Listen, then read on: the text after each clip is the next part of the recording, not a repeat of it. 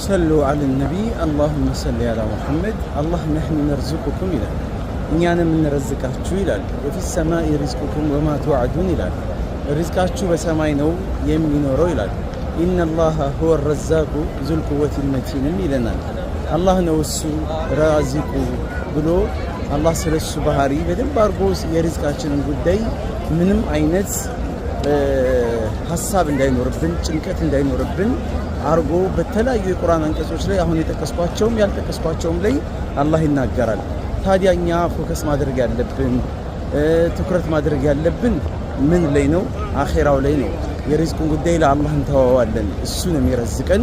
ወፊ ሰማይ ሪዝቁኩም ሪዝቃችሁ ሰማይ ላይ ያለው ብሎ አላህ ተናግሯል። ከሰማይ ነው የሚመጣው ከአላህ ዘንድ ነው የሚላከው እና ታዲያ እኛ የታዘዝነውን ዒባዳ በእርምጃ እንደዚህም ደግሞ ያልታዘዝነውን ሪዝቅ ደግሞ በሩጫ እንፈልጋለን። በጣም የሚያጅብ ነገር ደግሞ ቁርአን ላይ አላህ Subhanahu Wa Ta'ala ሲናገር ፈምሹ ፊ መናኪቢሃ ይላል።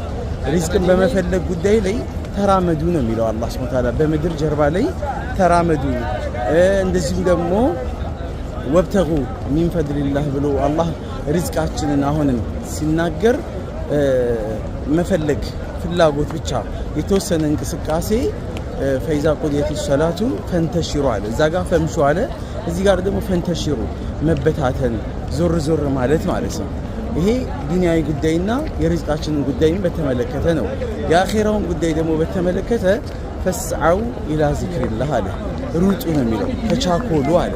በሌላም ቦታ ላይ ወሳሪዑ ኢላ መግፊረቲን ሚን ረቢኩም ይላል።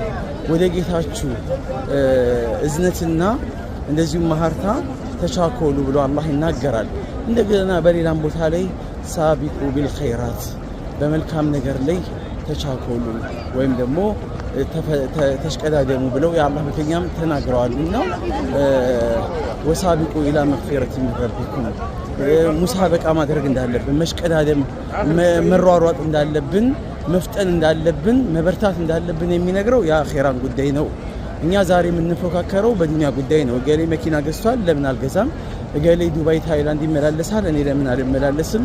እገሌ የሚያምር ቆንጆ የሆነ ቤት ሰርቷል እኔ ለምን አልሰራም?